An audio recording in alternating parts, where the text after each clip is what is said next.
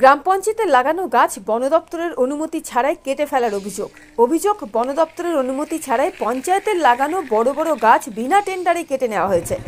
তাহলে গাছ বিক্রির টাকা কোথায় গেল, এই নিয়ে উঠছে প্রশ্ন। ঘটনা পূর্ব বর্ধমানের ভাতার ব্লকের বনপাশ গ্রাম পঞ্চায়েত এলাকার আম্বনা গ্রামের। জানা গেছে, আম্বনা গ্রাম যাওয়ার রাস্তার পাশে পুরনো ইউক্যালিপটাস ও সোনাঝুরি গাছ ছিল বেশ কয়েকটি। প্রায় 8টি বহু পুরনো গাছ কেটে ফেলা হয়েছে বেশ কয়েকদিন আগে, কিন্তু সেই গাছ কারা কাটলো এই নিয়ে উঠছে প্রশ্ন। হ্যাঁ, পঞ্চায়েত এলাকা। কতদিন আগে লাগিয়েছিল গাছগুলো? গাছগুলো তো এই গাছগুলো সিপিএমে আমার এলাকা, মানে মোটামুটি প্রায় 17-18 বছর হয়ে গেছে।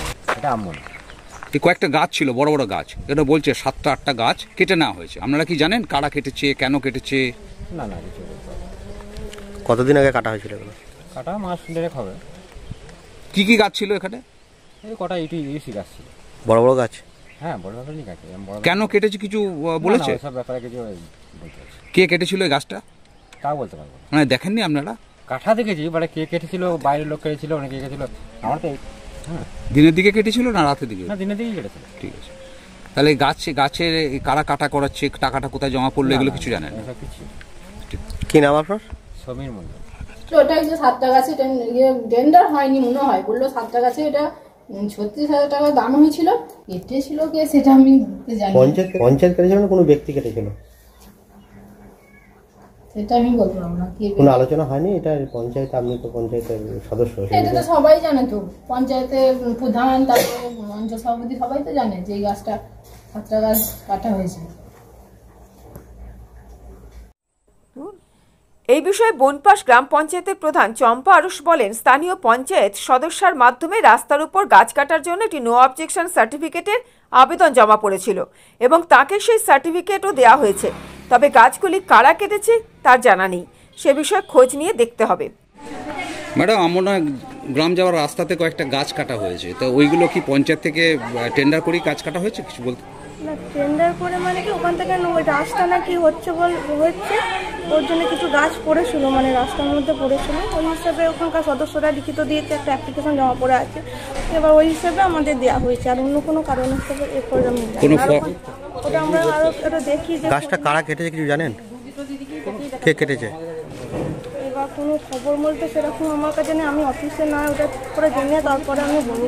পঞ্চায়েতে তো দরখাস্ত দিন আগে ওটা দেখে আমি বলবো। না, ওই অ্যাপ্লিকেশনটা মোস্ট প্রবাবলি লেখা আছে যে আমি আমার ব্যক্তিগত কয়েকটা গাছ কাটতে চাই, এটা অনুমতি দিলে হবে।